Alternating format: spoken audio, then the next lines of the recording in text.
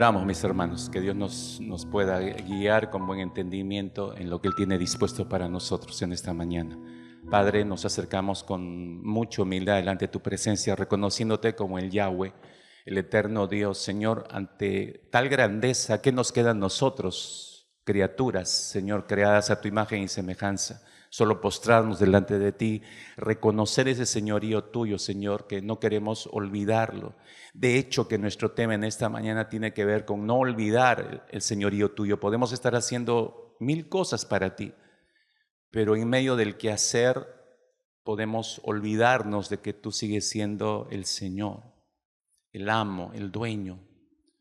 Ayúdanos, por favor, Padre, en esta mañana, no solamente a traer a la mente cosas que tú nos has enseñado hace mucho tiempo atrás, sino que las hemos olvidado porque hemos priorizado mal en nuestras mentes y corazones. A lo largo de estas últimas semanas, en el último par de meses, nos has insistido tanto, nos has mostrado el estado de nuestro corazón, hasta llevarnos a la comprensión de que no es lo que nosotros pensamos que somos, no es el estado óptimo que creemos estar en nuestro cristianismo, Señor. Nos muestras una serie de fallas, errores, delitos, pecados, formas de pensar, formas de priorizar, Señor, en nuestra vida que evidencia más que estamos lejos de ti que cerca de ti, Señor. Y por eso es todo un desafío, Padre, sobre todo en esta mañana, lo que tú tienes dispuesto, la palabra que ha salido de tu boca para esta mañana, para este lugar y para estos corazones de manera específica, no es al azar.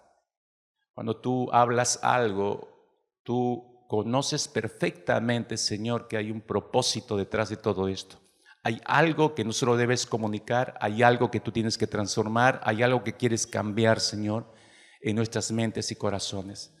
Y, Señor, te rogamos que lo hagas. En el precioso nombre de Cristo Jesús te suplicamos que operes por tu palabra y por la obra de tu Espíritu en nuestras vidas. Y haz lo que debas hacer, Señor, en esta mañana. Despierta nuestro entendimiento.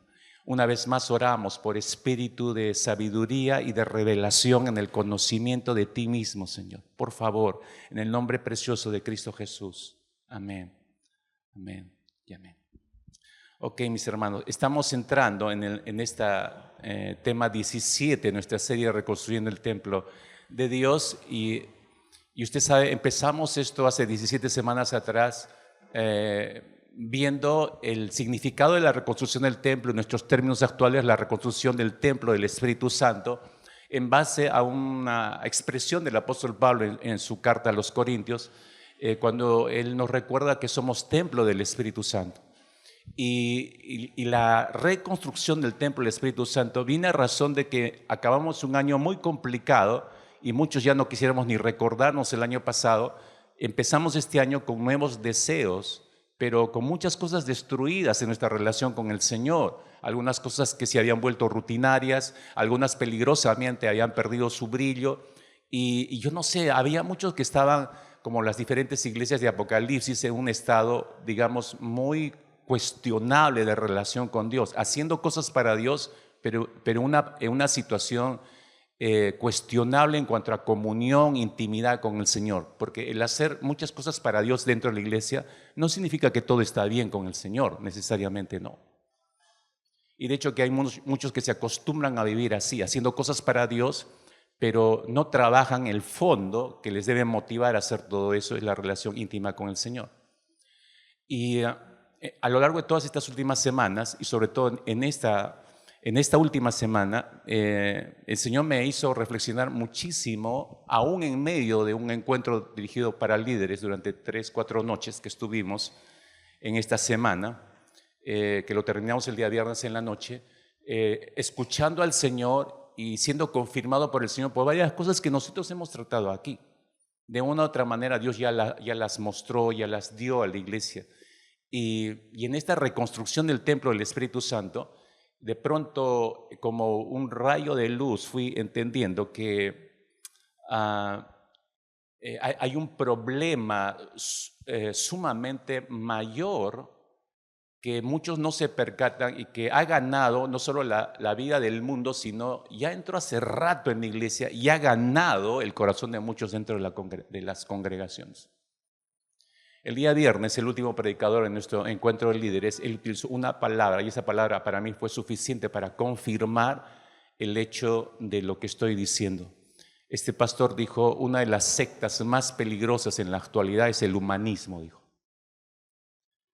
Y yo no sé cuántos agarraron esa frase porque él no la desarrolló, simplemente la usó como parte de su exposición.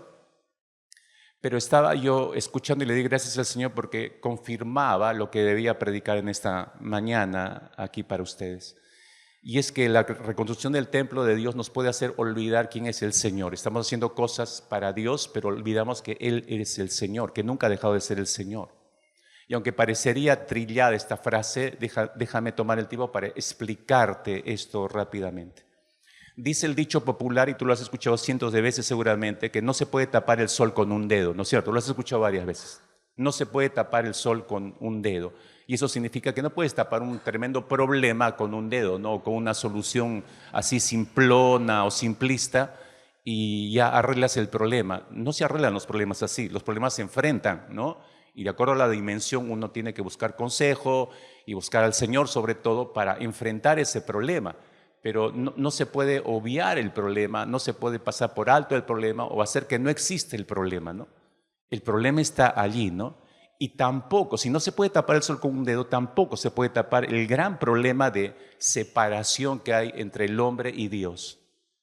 Es un problema tan grande, mis hermanos, y tan inmenso. El problema, yo lo llamaría el problema de la proclamación de la independencia del ser humano de la autoridad de Dios. Ese es un gran problema. Es muchísimo más grande que el agujero de ozono que existe actualmente y que es más grande que el continente africano, si usted no sabía. El problema de la independencia del hombre de Dios es un gran problema que en vez de ir decreciendo, ha ido creciendo cada vez más. Esa declaración de independencia del hombre, te recuerdo, fue escrita en Génesis capítulo 3, fue escrita por Satanás y fue suscrita, fue firmada por Adán y Eva, el primer hombre y la primera mujer.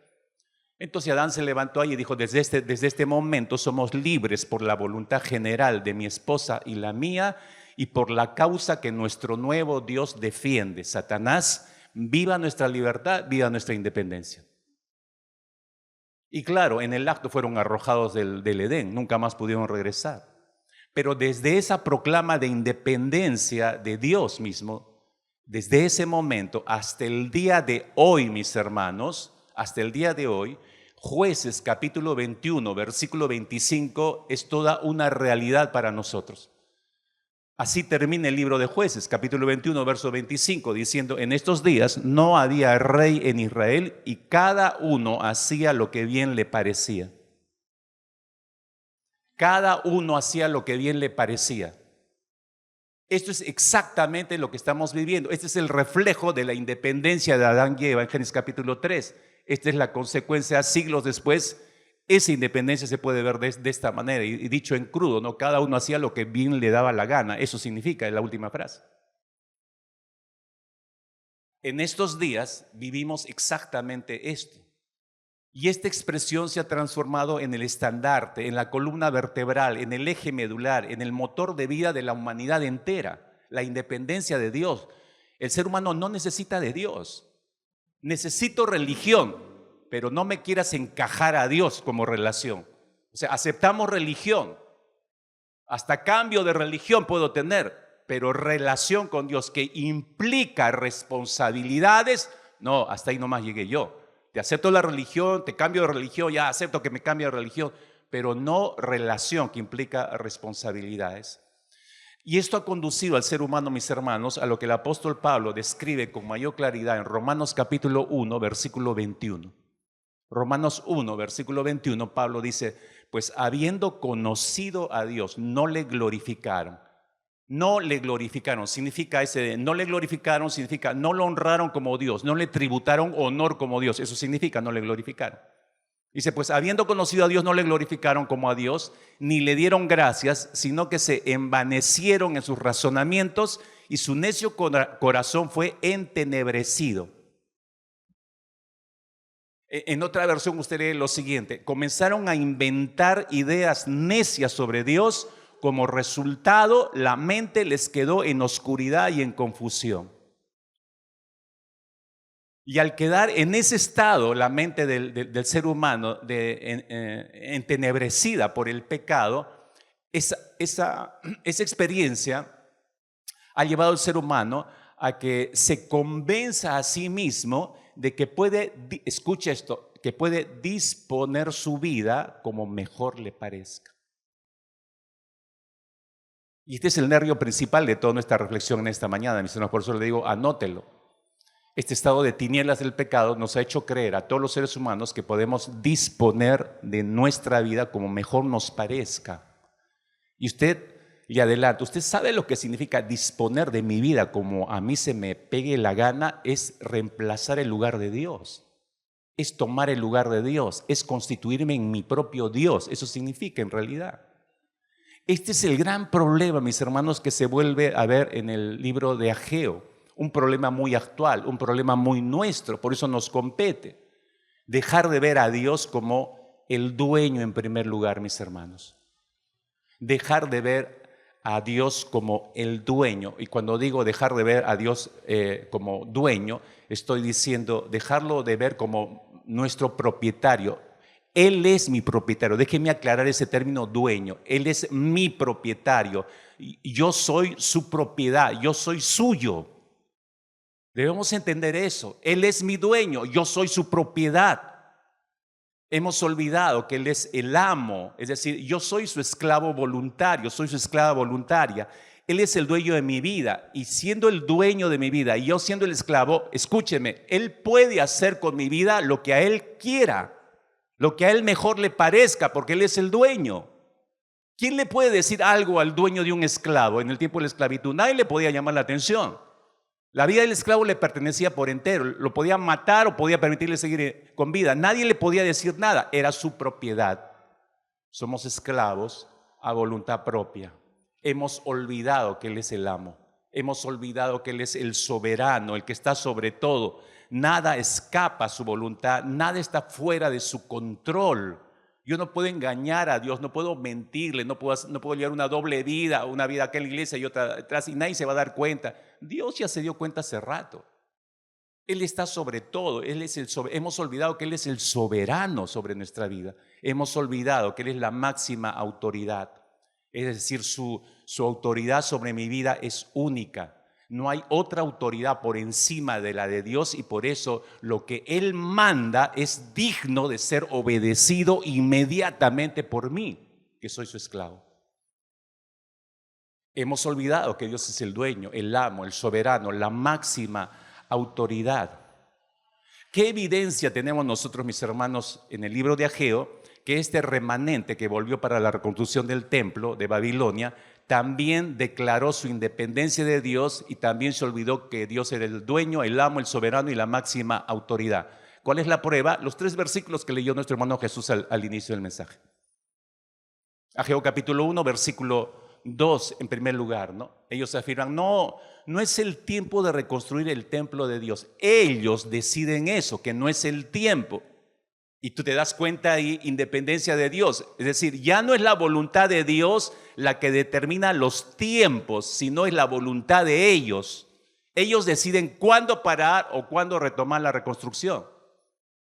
Ya no es la voluntad de Dios. ¿Se están dando cuenta de eso? Ageo capítulo 2, versículo 3, el siguiente versículo, ¿no? Cuando Dios le dice, ¿cuántos quedan aquí de los que vieron el anterior templo? Y este que están construyendo, ¿no es como nada, dice, ante vuestros ojos? Y es porque está viendo el corazón dentro de ellos. Ya vimos ese versículo en un anterior mensaje. Para ellos el templo que estaban construyendo era como nada en comparación al templo de Salomón, que los hacía sentir orgullosos de lo que eran judíos. Entonces, si te das cuenta allí, ya no es el sentir de Dios, no les interesa el sentir de Dios. Su propio sentir es más importante que el sentir de Dios. Ageo capítulo 2, versículo 14, que fue el tercer versículo que leyó nuestro hermano, ¿no? Donde Dios dice, ¿qué es lo que están trayendo sobre mi altar, ¿no? Pura cosa inmunda me están echando encima del altar, ¿no?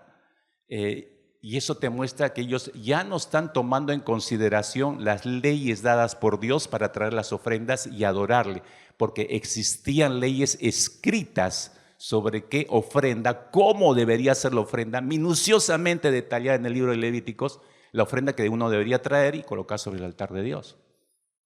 Pero ellos, si te das cuenta, en el verso 14, ya no están tomando en consideración las leyes dadas por Dios para traer las ofrendas y menos las leyes referentes a la adoración, sino ellos en su voluntad están decidiendo cómo deben ser sus ofrendas y la manera en que deben adorar a Dios. Ellos están colocando eso por encima de las leyes de Dios, igual que hoy en día, hermanos. Existen leyes escritas en el Pentateuco sobre cómo adorar a Dios. ¿Usted las conoce? Si usted no las conoce, entonces, ¿qué está haciendo cada domingo si no está adorando de acuerdo a esas leyes que Dios estableció para que le adoremos correctamente? Si no las conoce, yo no entiendo qué tipo de adoración está trayendo cada domingo al Señor. Sin entendimiento, entonces, sin fundamento. Entonces usted canta por cantar, porque le dicen que aplaude, porque tiene que levantar o sentar. Usted es un títere, entonces. No tiene voluntad. No entiende lo que está haciendo. Estamos en el mismo plano de este grupo de judíos que vinieron a la reconstrucción. No están entendiendo nada. ¿Por qué? Por su independencia. Ellos y muchos de los aquí presentes han declarado su independencia de la autoridad de Dios. Se han olvidado que Dios es el dueño, el amo, el soberano, la máxima autoridad. Dicho en pocas palabras, y quizás les suene un poco brusco a muchos, pero esta es la verdad de nuestra realidad, mis hermanos. Si resumo estos 3 versículos, daría la siguiente versión. Es como si dijéramos: no me interesan los planes de Dios, ni lo que siente Dios, ni cómo espera ser adorado Dios. Mis planes, lo que yo siento, la manera como yo decido adorarle o no adorarle, son más importantes en mi vida. Fíjese hasta qué punto hemos llegado nosotros. La manera, usted dirá: pastor, creo que está exagerando un poquito con esto. No, escúcheme, la manera más gráfica de ver esto que usted está leyendo en la pantalla, esto en nuestros días, es primeramente el texto que leímos de Jueces. Porque es un texto que en pleno siglo XXI lo tenemos a flor de piel. Cada quien hace lo que quiere. ¿Dónde está la prueba de eso? Basta con ver las noticias. Hermanos, usted como yo ve las noticias y usted experimenta la vida diariamente afuera. ¿Quién respeta las leyes? Dígame, por favor. ¿Alguien respeta la autoridad civil? Manda el que tiene plata. ¿Alguien respeta la autoridad militar? Nada, todos son corruptos. Y a ver un uniforme no da seguridad, da miedo. ¿Alguien respeta las leyes en el matrimonio? La cantidad de adulterios del hombre y la mujer se han disparado terriblemente. Nadie respeta nada, mis hermanos. Es como si viviéramos de forma anárquica. No hay leyes. Existiendo leyes, no las respetamos. Todos hacen lo que quieren. ¿Alguien respeta las leyes en la iglesia? Yo he dicho varias veces esto. Cada uno de ustedes tiene su propia eclesiología, su propia teología. No es lo que se les enseña acá. No, el pastor podrá decir algo, pero yo respeto lo que usted dice, pastor, pero yo creo de forma diferente. Esa es tu propia eclesiología, esa es tu propia teología, que en realidad no se ajusta a la iglesia local, ni tampoco se ajusta a las escrituras. Pero cada quien hace lo que quiere. Y este es el punto, mis hermanos, imperceptible que ha ido ganando nuestros corazones. La pregunta es esta: ¿somos realmente dueños de la vida que tenemos? Porque si proclamamos nuestra independencia es porque creemos que somos dueños. ¿Somos realmente dueños de la vida que tenemos? Y lea bien, no estoy diciendo ahí somos realmente dueños de nuestra vida, no uso el nuestra vida porque le voy a demostrar que no es nuestra. Somos realmente dueños de la vida que tenemos, de la vida que Dios nos dio. Esta cosmovisión de independencia de Dios, el pueblo de del Señor, el pueblo de Israel, ya lo había hecho evidente en muchas oportunidades. Y Dios siempre le llamó la atención y los llamó a que regresaran. Miren cómo describe Dios esa situación de alejamiento y de proclamación de la independencia y alejarse de Dios inmediatamente, ¿no? Primera de Reyes, capítulo 11, versículo 33. Solo estoy tomando un versículo que habría muchísimos a lo largo del Antiguo Testamento y aún del Nuevo, pero tomo uno como ejemplo, ¿no? Primera de Reyes 11, 33. Dios está describiendo la actitud de su propio pueblo. Dice, por cuanto me han dejado, es decir, ya ocurrió esto, por cuanto me han dejado y han adorado a Astoret, diosa de los sidonios. Cambiaron a Dios por un ídolo. Para hacer eso tienes que declarar tu independencia. Para transformarte en tu propio ídolo o abrazar tus propios ídolos, tienes que declarar tu propia independencia. Por cuanto me han dejado, han adorado a Astoret, diosa de los sidonios, a Quemos, dios de Moab, a Moloc, dios de los hijos de Amón, y no han andado en mis caminos para hacer lo recto delante de mis ojos y mis estatutos y mis decretos como hizo David su padre. ¿Te das cuenta de lo que está expresando el Señor? Me han dejado. O sea, es la declaración de dependencia de este pueblo y me ha abandonado a mí. ¿Por qué? Porque cree que tiene derechos sobre su vida y declara su independencia porque cree que es dueño de su vida. Por eso lo están haciendo, dice el Señor. Ahora, estamos leyendo un pasaje de 1 Reyes 11:33, muchísimos siglos atrás.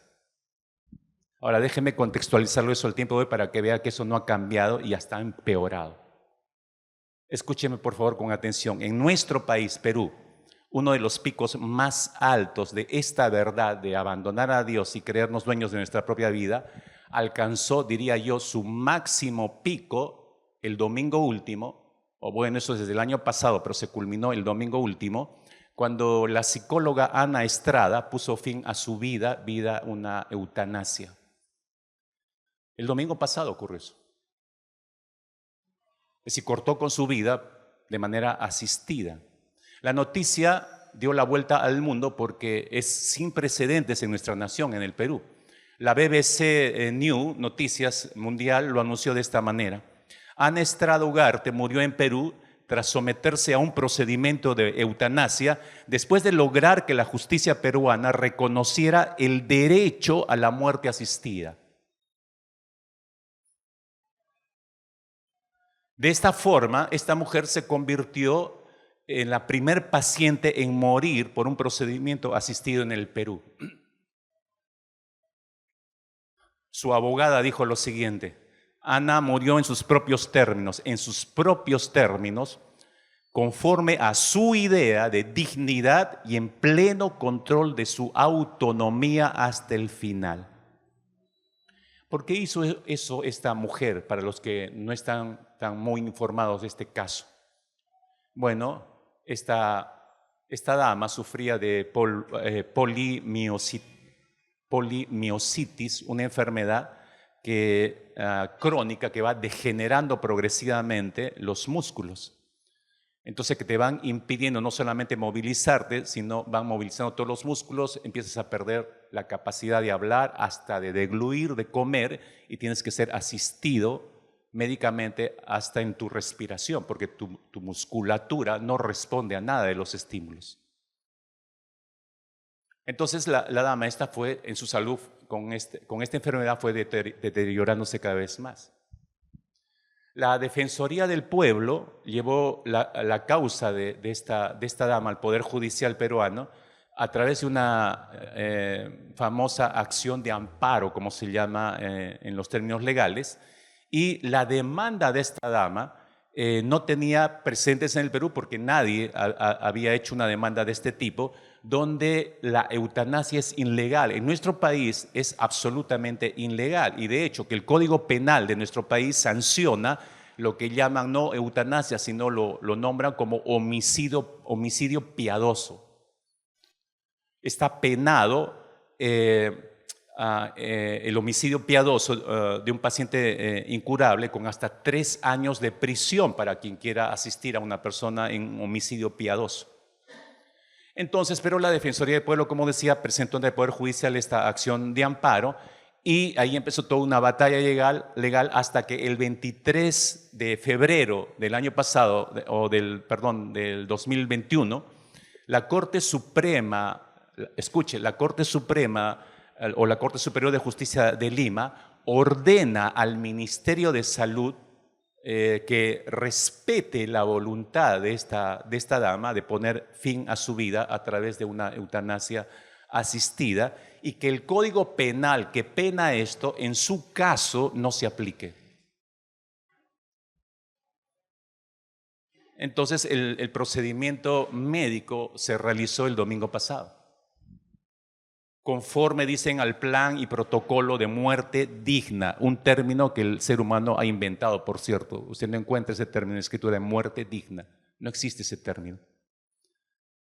Entonces, por todos los protocolos aprobados por el Seguro Social Estatal de Salud, se aplicó el domingo pasado y dejó de existir esta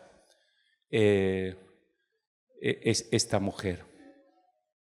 Me tomé el tiempo, siguiendo el caso ya varios meses atrás, cuando yo me enteré, de hacer un seguimiento de lo que esta mujer decía. Quería encontrar alguna relación entre lo que ella pensaba, porque esto es una locura, querer matarte legalmente, entre comillas, sin considerar que no es tu vida. Pues a ver, yo quería ver cuál era la relación de esta mujer con Dios. ¿Existe alguna relación de esta mujer con Dios? Y descubrí que no. Absolutamente, y ahí está el gran vacío. Escúcheme, si usted no tiene a Dios realmente como el Señor de su vida, usted puede terminar igual o en peores condiciones. Esta mujer estaba vacía realmente por dentro. Hay dos menciones de cada entrevista, cada escrito que salió y que yo iba leyendo y recabando la información. Hay dos menciones que encontré hechas por esta dama que nos muestran la ausencia absoluta de Dios en su vida, y escúchenme, muestran la ignorancia completa, absoluta de la voluntad de Dios revelada en su palabra para la vida de esta mujer. Pero que al mismo tiempo muestra, mis hermanos, este pico al cual hemos llegado los peruanos y muchas personas en el mundo entero. ¿Cuál es ese pico? Cada quien hace lo que mejor le parezca. Y cada quien decide. Y digo pico alto porque ahora decidimos sobre nuestra vida. Ahora resulta que podemos decidir cuándo me muero, cuándo me mato o hasta cuándo sigo viviendo.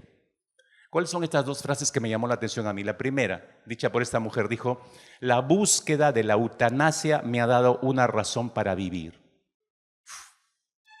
La búsqueda de la eutanasia me ha dado una razón para vivir. Esa sola frase, que parecería muy filosófica para muchos, simplemente muestra que esa mujer no entendía absolutamente nada de la vida, no tenía un propósito, no entendió jamás que su vida tenía una razón de ser, que su existencia tenía un propósito de ser. Nunca entendió esa razón de existencia, nunca conoció el propósito de Dios para ella. Por eso, buscando en la eutanasia, encuentra una razón para vivir. O sea, nunca la encontraste, nunca la tuvo en realidad. Nunca conoció cuál era el propósito de su vida en esta tierra y por qué había nacido y por qué llegó a tener esa enfermedad. Nunca lo entendió, y por eso su enfermedad para ella, al tener ese gran vacío, por eso para ella su enfermedad no tenía sentido. Esa enfermedad era un tropiezo para ella, y la mejor manera de liberarse de esa incongruencia para ella en su vida era autoeliminándose, ¿no? Es decir, tomar el lugar de Dios para decidir sobre la vida que solamente le pertenece a Dios, y Él es el único que tiene derecho sobre nuestras vidas. Pero ella toma el lugar de Dios y decide eso. Se constituye en su propio Dios. ¿Sabe cuál fue una de sus últimas frases dicha a su abogada antes que procediera el protocolo para eliminarla? Ella dijo: por fin he trascendido. Yo no sé qué quiso decir con esa frase. Si quiso decir que vencí al sistema judicial, si quiso decir eso, que mi nombre, o sea, se trataba de su gloria al final, digo yo. ¿Qué quería? ¿Que su nombre quede permanentemente? No, ese nombre se va a borrar con el tiempo. El único nombre que va a permanecer por la eternidad es el del Señor, Yahweh, el eterno Dios. La segunda frase que me llamó la atención y confirma este hecho de este vacío, de esta falta de propósito de existencia, que no entendía nada acerca de la vida, Es cuando ella dijo, para mí, dijo, tener una vida digna es tener libertad, autonomía, decisión sobre ti mismo. Quiero tener el control de mi tiempo, de mi cuerpo, de poder elegir cuándo morir, porque se trata de la libertad de elegir. Yupi, le reventaron cohetes y ya. Todo un logro, suena bien, para los que no tienen sentido de la vida y no conocen a Dios y no tienen relación con Dios, no entienden nada de los propósitos de Dios. ¿Por qué Job no pidió ser asistido también en una muerte piadosa? Su sufrimiento fue terrible, el de Job. No tengo tiempo para describirlo, pero fue terrible. Él pudo haber dicho, por favor, ayúdenme a morir. Es más, la esposa es la que hizo esa solicitud muy sutilmente, ¿no? Pero Job no dice cosas disparatadas como esta porque él tenía una relación con Dios. Dios dio, Dios quitó, bendito sea su nombre, en medio de un sufrimiento terrible, hermanos. Eso es entender el propósito de la vida. Joni Eareckson, la dama esta que fundó Joni and Friends, Joni y sus amigos, este ministerio que ayuda a mucha gente discapacitada en el mundo entero. A los 16 años se quebró la columna vertebral. Pasó por un tiempo muy crítico, hasta de querer morir, pero luego va entendiendo cuál es el propósito. Hizo la pregunta, ¿cuál es el propósito de Dios? Si Dios está bajo el control de todo, ¿por qué ha permitido que mi columna se quiebre a mis 16 años? Cuando entiende el propósito de Dios, entonces empieza a operar la voluntad de Dios en su vida. ¿Qué bendición ha sido en muchísimos años esta mujer que sigue con vida? Hasta Dios le dio un esposo. Su ministerio ha bendecido en todas las naciones a cientos, a miles de personas. Vive dentro del propósito de Dios con la columna quebrada. Hermano, cuando tú no conoces, no hay relación con Dios, tu vida no tiene sentido, obviamente. Toda esta situación me hizo meditar en el estado de la mente y el corazón del ser humano y me preguntaba, Señor, ¿a dónde hemos llegado? ¿Hasta qué punto ha llegado la humanidad? Y Dios trajo 2 porciones de su palabra que personalmente, confieso, mis hermanos, me han clarificado muchísimo en estos últimos días, me han edificado, me han confrontado y me han animado, y de verdad que oro que haga lo mismo con ustedes. 2 porciones bíblicas. La primera está en Romanos capítulo 14, versículo 8, donde Pablo dice, pues si vivimos, para el Señor vivimos, y si morimos, para el Señor morimos. Así pues sea que vivamos o que muramos, del Señor somos. El propietario de la vida. Este conocido pasaje es incluso un precioso himno que cantamos por años en muchas iglesias y ha sido fuente y sigue siendo fuente de esperanza para el pueblo cristiano. El segundo pasaje está en 1 Corintios capítulo 6, versículo 19, lo leo en la versión Dios habla hoy. Dice Pablo, ¿no saben ustedes que su cuerpo es templo del Espíritu Santo que Dios les ha dado y que el Espíritu Santo vive en ustedes? Ustedes no son sus propios dueños. No puede estar más claro, hermanos. No somos dueños de nuestro cuerpo. El apóstol Pablo nos está recordando acá que los creyentes somos el templo del Espíritu Santo por un lado, no solamente porque Dios vive dentro de nosotros, sino porque le pertenecemos a Dios. O sea, desde el momento que yo ya entro a pertenecerle a Dios, yo ya dejé de ser mío. Él es mi dueño, Él es mi amo, por eso decía al inicio. Los creyentes, anote por favor esto en su mente y corazón, grábeselo. Los creyentes no nos pertenecemos, no somos de nosotros mismos, hermanos, ya dejamos de serlo.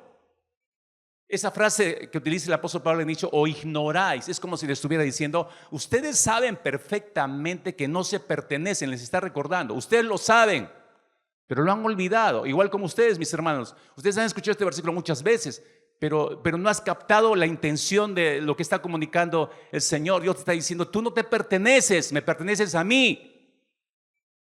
No tienes ningún derecho sobre tu vida, yo soy el único que tiene derecho sobre tu vida. Ahora, si te das cuenta, en estos dos versículos subyace, en esas 2 declaraciones, la idea de redención. En los 2 versículos subyace la idea de redención. En ambos pasajes, y en especial en el de Corintios, tú te das cuenta que el concepto que está detrás, moviéndose en la afirmación del apóstol Pablo, es el hecho de que fuimos redimidos. si fuimos comprados por Cristo Jesús y por eso no nos pertenecemos. El lenguaje de redención es la base y lo que da forma al argumento del apóstol Pablo para decir esto: somos de Dios y no nos pertenecemos. Somos de Dios, no nos pertenecemos. Somos de Dios, no nos pertenecemos. Precisamente porque Él nos compró. Por eso no me pertenezco a mí mismo. Somos siervos de aquel que me compró. Hermanos, este es el punto de partida para todos y cada uno de nosotros para construir nuestra teología acerca de la vida que tenemos. Porque si alguien te pregunta, ¿por qué vives? Tú tienes que tener un fundamento teológico para explicar eso. Tienes que dar una respuesta bíblica.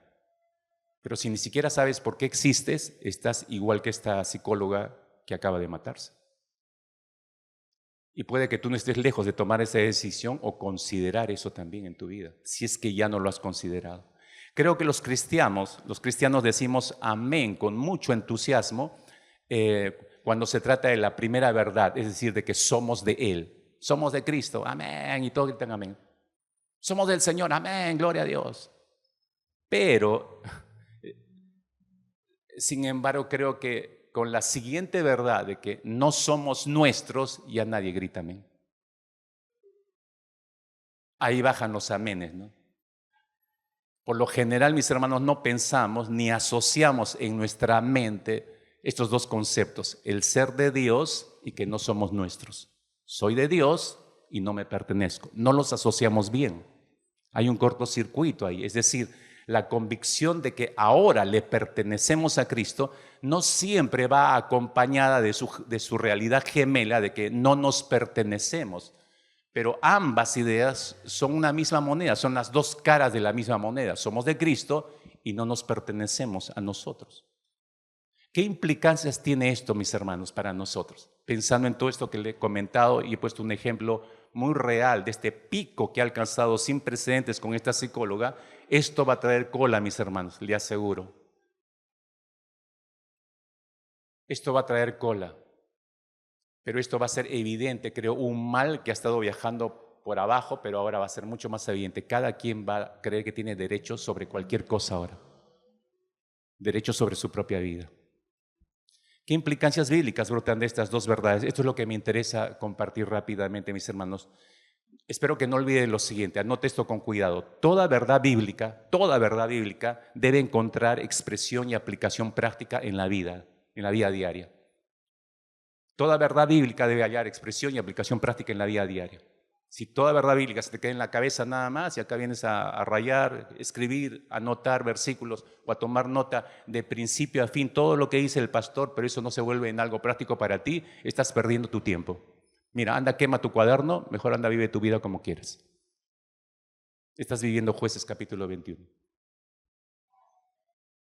Toda verdad bíblica debe encontrar expresión y aplicación en la vida práctica. El teólogo William Ames, que fue un muy influyente puritano en el siglo XVII, decía que la teología es la doctrina o enseñanza del vivir para Dios. Es decir, en otras palabras, la verdad bíblica y la verdad práctica son inseparables.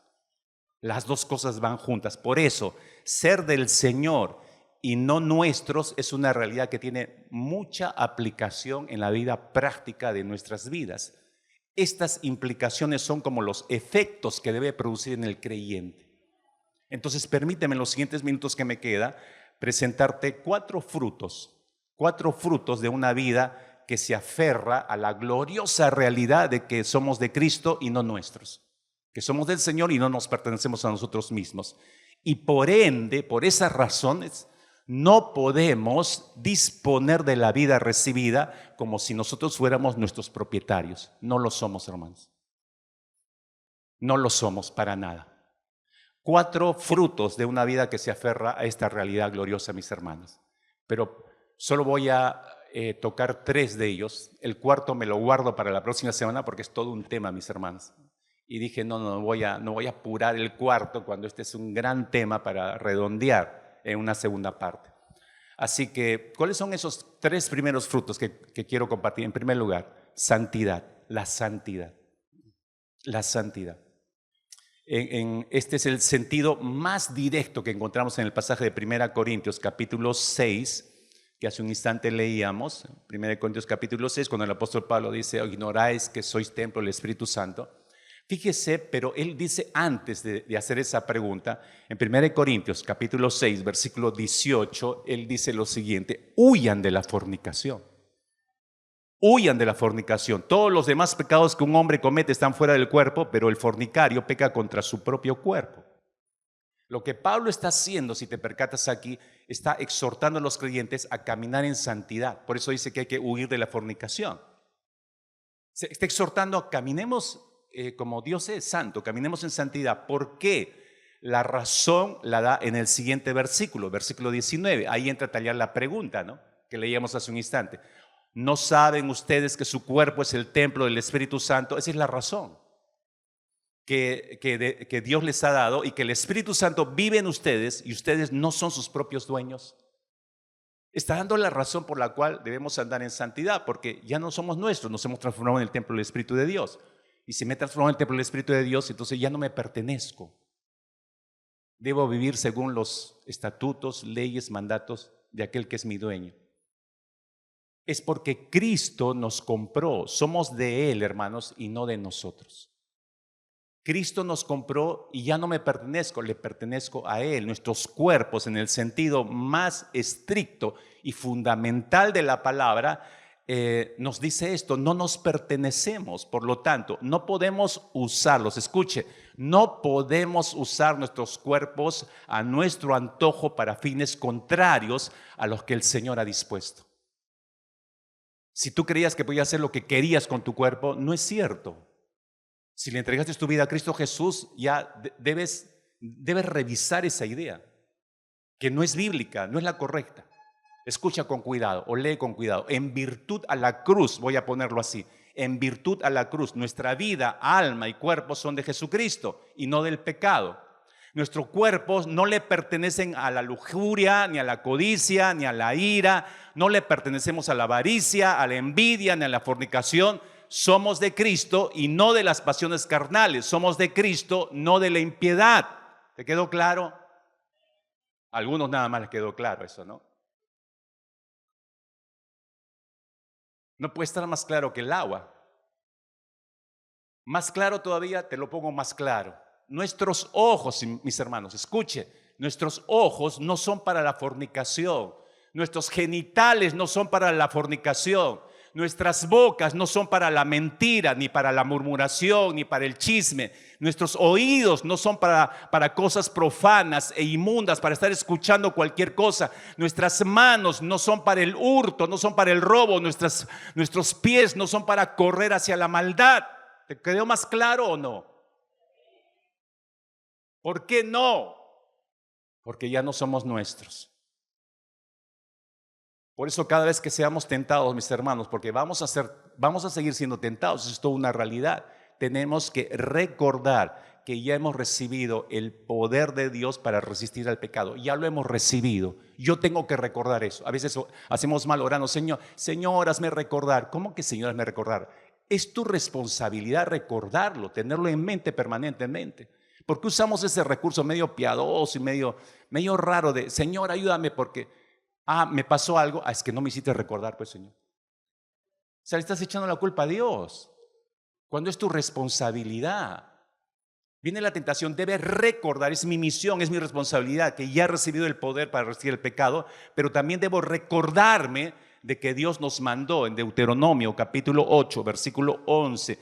Claramente dijo el Señor: asegúrate, dijo el Señor, responsabilidad nuestra, asegúrate de no olvidar al Señor tu Dios, para que no falles en obedecer sus mandamientos, normas y leyes que te doy hoy.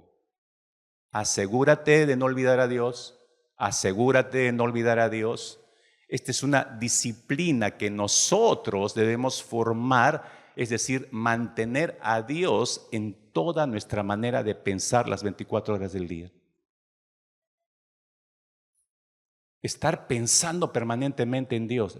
Así no olvidamos fácilmente sus mandatos, ni dejamos de aferrarnos a la gloriosa verdad de que somos de Cristo y no somos nuestros. Soy del Señor y no me pertenezco. Soy del Señor, no me pertenezco. Me hace recordar eso permanentemente. Somos del Salvador y no de esa pasión pecaminosa que nos quiere arrastrar para deshonrar a Dios. Somos de Cristo y no del pecado. Dile al que está a tu costado, somos de Cristo, no somos del pecado de Él. Agárralo de los hombros. ¿Entiendes? Dile. Porque así hay que mover el cerebro, hay que mover algunos, ¿no? Para que capten la idea. Entonces ahí tiene, la santidad es importante en este punto, mis hermanos. Segundo aspecto, segundo fruto, el servicio. El servicio. La segunda implicación del hecho de que somos de Cristo y no de nosotros sería, lógicamente, mis hermanos, por su propio peso cae. Por lógica sería el servicio. Porque una vez redimidos, volviendo al ejemplo de que somos esclavos voluntarios, una vez redimidos, un esclavo quedaba a merced de su dueño. Quedaba a merced de su dueño. Entonces el esclavo servía a los intereses de su nuevo amo, se ceñía estrictamente a los deseos de su amo. Acá no había, yo pienso, yo creo, yo respeto su opinión, amo, pero no existía eso. Es mi amo y sus deseos son mis deseos. Lo que él diga, eso es lo que hago. Los intereses de mi amo son mis intereses. Entonces su ocupación del esclavo era el servicio. La nueva vida de ese siervo debía estar consagrada enteramente a su nuevo Señor. Enteramente, no tenía ninguna otra opción. El ejemplo más instructivo al respecto nos lo entrega el mismo Señor Jesucristo y lo encontramos en la famosa parábola del siervo inútil en el Evangelio de Lucas, capítulo 17, versículo 7 hacia adelante. Dice, ¿quién de vosotros teniendo un siervo que ara o apacienta ganado, al volver él del campo, luego le dice, pasa, siéntate a la mesa? No le dice más bien, prepárame la cena, cíñete, sírveme hasta que haya comido y bebido y después de esto come y bebe tú. ¿Acaso da gracias al siervo porque hizo lo que se le había mandado? Pienso que no. Así también vosotros, cuando hayáis hecho todo lo que os ha sido ordenado, decid, siervos inútiles somos, pues lo que debíamos hacer, hicimos. Uno, escúcheme, espero que haya buscado el pasaje Lucas 17 para que usted vea ahí en su Biblia lo que estoy leyendo, ¿no? Lucas 17, versículo 7 hasta el versículo 10 acabo de leer.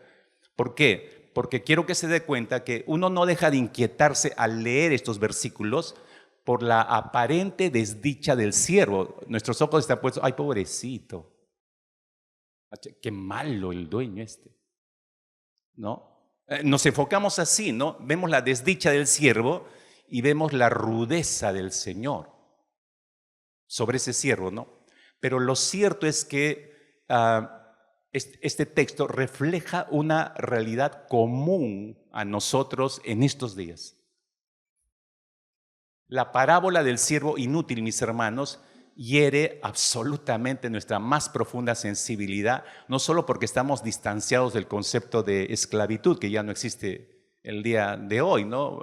No digo en su totalidad, pero ya ha sido erradicado en su mayoría, ¿no? Sino por el excesivo aprecio. ¿Por qué nos hiere?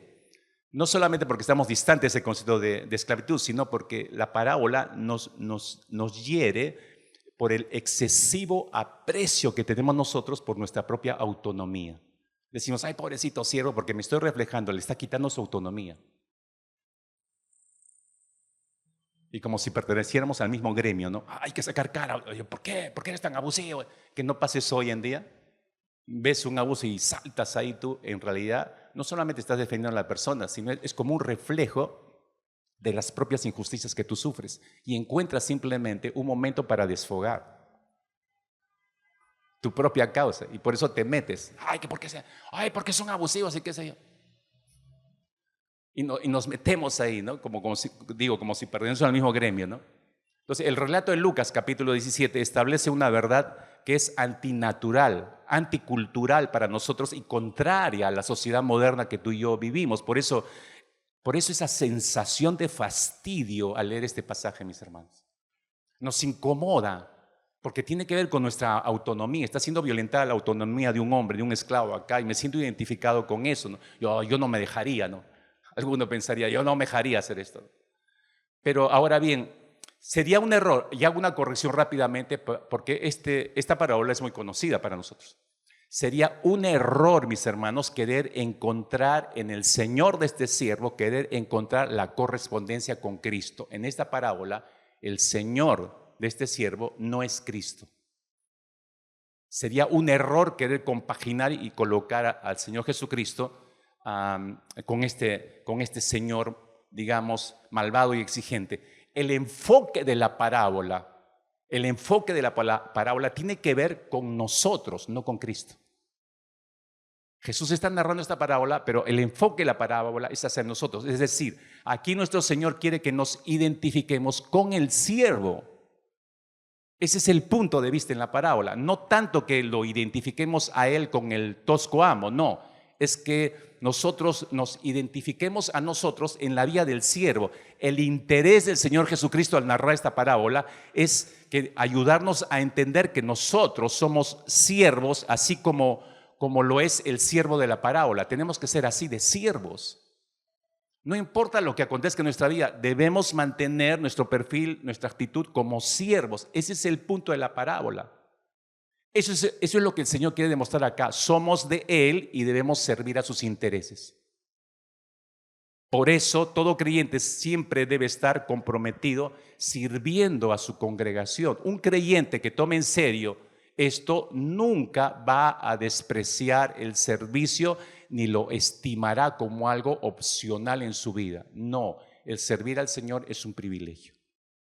Somos del Señor y Él dice que nuestro llamado es el servicio. Recuerda las palabras del Señor en Juan capítulo 13, versículo 15 hacia adelante, porque ejemplo os he dado, dijo Jesús. Yo les he dado ejemplo, para que como yo os he hecho, vosotros también hagáis. De cierto os digo, el siervo no es mayor que su Señor, ni el enviado es mayor que el que le envió. Si sabéis estas cosas, bienaventurados seréis si las hiciereis. Para un creyente, escúcheme hermanos, para un creyente el servicio es una obviedad, es decir, es obvio. Le entregué mi vida a Cristo, debo servirle. Eso es lo obvio. No tengo que darle tanta vuelta al asunto. Le entregué mi vida, debo servirle. Es mi nuevo amo. Me identifico con todos los intereses de Cristo. ¿Se ha dado cuenta que no existe eso en la actualidad? Hay que hacer llamados para servir. No es que estoy esperando que el pastor, igualito que Jesús, pase por mi mesa y me diga, sígueme. Si no, no hago nada, ¿no? Y como no me llaman, después me quejo, no me llaman, no me dicen nada. Es que no te tienen que decir, es una obviedad. Le entregas tu vida a Cristo, debes servir, tú te debes presentar más bien. Y ponerte a disposición, ¿no? No olvidemos, mis hermanos, espero que no olvide esto. Nuestra agenda le pertenece al que nos compró. Espero que anotes esto. Todos manejamos una agenda personal, ¿no es cierto? Nuestra agenda le pertenece al que nos compró y nuestro tiempo es de Cristo. No somos nuestros, le pertenecemos a Él. Entonces la agenda de tu vida le pertenece al Señor. Deja que Él te haga la agenda y deja que Él te muestre el tiempo. Confiamos y damos gracias a Dios que usa nuestras vidas para su servicio, para el bien de su iglesia y para su propia gloria. Voy terminando. Lo tercero que les dije, el tercer fruto, confianza en la aflicción. Confianza en la aflicción. Por favor, creo que hay varios acá que deben escuchar así. Agudiza tus sentidos en estos últimos minutos. Esto es importantísimo para tu vida. La tercera implicación del hecho de que somos de Cristo y no de nosotros sería la confianza en la aflicción. Ahora, escucha con cuidado lo que voy a decirte. Si el dueño, que es Cristo, si el dueño de un siervo lo lleva a un lugar determinado, entonces este siervo no cuestionará ni renegará porque entiende que le pertenece al amo. Si el amo dice que vayamos hacia un determinado lugar, yo simplemente voy y obedezco. No cuestiono nada. Es el amo quien me dice, él es el que me está conduciendo. El siervo, anota, el siervo va donde dice su amo. El siervo va donde decide su amo. El siervo sigue a su señor en la dirección que éste crea por conveniente. El siervo no elige. Entonces, si el Señor, ¿no?, decreta temporada para su siervo, decreta temporada de sufrimiento, necesidad, adversidad, podemos confiar que Él así lo ha decidido y así ha querido que sea. Él es el amo. Si el amo decide llevarnos por valles de aflicción, por valles de penuria, debemos descansar que su sabia voluntad, su vara y su cayado terminará por dirigiendo nuestro camino. Si Él dice que debemos cruzar por la enfermedad, si Él decide que debemos cruzar por la escasez, si Él decide que debemos pisar lindero de muerte, incluso entonces lo mejor que debemos hacer es cruzarlas confiando en su providencia, sin quejarnos y sin murmurar contra Él. Porque son sus decisiones. Porque son sus decisiones. Él nos posee. Y Él nos lleva donde Él considere que necesariamente debamos estar. Confiemos, mis hermanos, que Él no nos abandona y que estará con nosotros, porque si sufrimos con Él, dice la Escritura, también seremos glorificados con Él. Mire cómo lo describe el profeta Jeremías, Lamentaciones capítulo 3, versículo 25 hacia adelante. Dice, bueno es el Señor para los que en Él esperan, para el alma que le busca. Ay, cómo me gusta esa primera línea, ¿no? Espérate. Luego dice, bueno es esperar en silencio la salvación del Señor. Esperar la salvación es cuando estás en momentos de aprieto. Bueno es para el hombre llevar el yugo en su juventud, que se siente solo y en silencio, ya que él se lo ha impuesto, el Señor se lo ha impuesto. Antes si aflige, también se compadece según la multitud de sus misericordias. Si te estás percatando, mi hermano, mi hermana, este pasaje que reconoce la soberanía divina de nuestro Dios al imponer soberanamente está implementando aflicción a los suyos, pero también al mismo tiempo, si te das cuenta, nos invita a esperar en su misericordia. Nos anima a esperar, a confiar en la bondad de ese Señor al mismo tiempo. El apóstol Pablo guarda una línea muy cerrada en esto, mis hermanos, que creo que le hemos olvidado a algunos. Te muestro 3 pasajes claves acá, por favor. Sígueme con cuidado. Primera de Pedro, capítulo 2, verso 18 hacia adelante. Dice, criados, estad sujetos con todo respeto a vuestros amos, no solamente a los buenos y afables, sino también a los difíciles de soportar, porque esto merece aprobación si alguno, a causa de la conciencia delante de Dios, sufre molestias padeciendo injustamente. Pues, ¿qué gloria es si pecando sois abofeteados y lo soportáis? Mas si haciendo lo bueno sufrís y lo soportáis, esto ciertamente es aprobado delante de Dios. Primera de Pedro, capítulo 3, verso 17. Porque mejor es que padezcáis haciendo el bien, si la voluntad de Dios así lo quiere, que haciendo el mal. Primera de Pedro capítulo 4, verso 19. De modo que los que padecen según la voluntad de Dios encomienden sus almas al Creador y hagan el bien. Estos pasajes, al menos, mis hermanos, establecen por lo menos 3 grandes verdades. Primer verdad, que el sufrimiento para los creyentes es algo ordenado por el Señor. Es algo que Dios ha dispuesto. En segundo lugar, que Dios aprueba cuando un creyente sufre de una manera piadosa y sin renegar.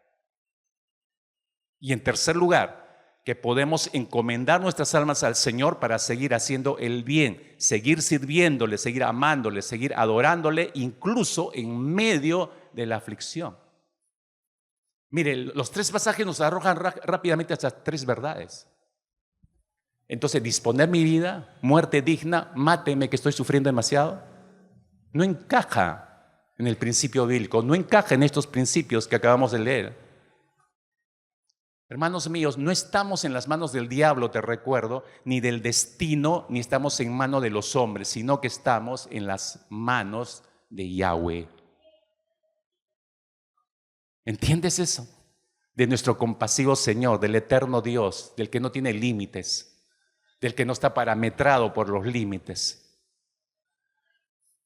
Y eso nos lleva a nuestro cuarto fruto, renunciar a la búsqueda de la autonomía. Pero no entro ese tema, ese es todo un tema, mis hermanos, ¿no? Pero el domingo próximo lo vamos a estar tocando definitivamente. Termino diciendo lo siguiente, hermanos, el saber que somos suyos y no nos pertenecemos es una dulce convicción para el corazón del creyente. Escuche, el saber que no nos pertenecemos y que somos del Señor es una dulce convicción que nos va a librar a nosotros de esa prisión que supone la obsesión moderna actual por nuestros derechos. Todo el mundo grita que tiene derechos hoy en día y todos reclaman que sus derechos sean respetados. Pero esta dulce verdad de que no somos nuestros y que le pertenecemos al Señor, hermanos, mis amados hermanos, qué bueno y qué maravilloso es saber que estamos en las manos del gran yo soy de la eternidad. Que mi vida está siendo controlada, guiada por esas manos, y esas manos son seguras para mi presente y para mi futuro. Qué maravilloso es poder descansar y trae paz al alma el saber que nuestras vidas están en las poderosas manos de Yahweh, el eterno Dios, el que era, el que será y el que no tiene fronteras y el que no tiene límites. Qué seguridad y qué descanso me da a mí, que yo no tengo que preocuparme porque Él lo tiene todo controlado para mi vida. Así sea en medio del sufrimiento, Él sigue en el control. Así sea en la peor crisis, Él sigue en el control. Yo puedo seguir descansando en paz en Él. No digo que no voy a llorar, no digo que no voy a sufrir por algún momento, humanamente hablando, pero el saber, la convicción de que estoy en tremendas manos, qué paz trae al alma, hermanos. Qué paz trae al alma. Cierra tus ojos ahí. Démosle gracias al Señor por esta tremenda verdad en esta mañana. Y si quieres puedes ponerte de pie y decirle, Señor, muchas gracias, de verdad muchas gracias por haber animado mi corazón a través de esta palabra, por haberme recordado que no soy de mí, dile, no soy de mí, soy de ti, Señor, y tú eres de mí. Que no me pertenezco, que te pertenezco a ti. Y cómo sé ahora que mi vida está segura en tus manos. Entonces cualquier preocupación que haya sobrevenido en las anteriores semanas, cualquier angustia, cualquier perturbación mental que yo haya tenido, que me haya quitado mi paz, Señor, en el nombre de Cristo yo la pongo a un costado, porque sé que estoy en tus manos, Señor. De verdad que estoy en tus manos, Señor, y te doy muchas gracias por esto, Padre amado. Por favor, tómate un minuto ahí en tu lugar, completa la oración personal tú, por lo que debas darle gracias. Celebra que le perteneces a Él. Gózate que tú no estás en el control, es Él el que está en el control de todas las cosas. Más bien te animaría, renuncia a querer controlarlo todo. No puedes controlarlo todo. Déjale que Él asuma el control de tus días, de tu trabajo, de tu familia. Tú descansa en las manos de Yahweh. Descansa en las manos del Dios eterno. Dios, te damos muchas gracias, Padre. Estas son las razones por las cuales nos reunimos cada domingo, para beber de tus fuentes, para empezar mirándote cara a cara nuestras semanas, Señor, para ser fortalecidos en tu verdad y enfrentar todo lo que tengamos que enfrentar a lo largo de esta semana. Que así sea, Señor. Por favor, guía la vida de cada uno de tus hijos, de tus hijas en este lugar. Que esta semana sea una semana realmente gloriosa en ti, Señor Jesucristo. Recordando en todo momento que no son suyos y que te pertenecen a ti. Gracias, Señor, en el nombre precioso de nuestro Señor Jesucristo. Amén.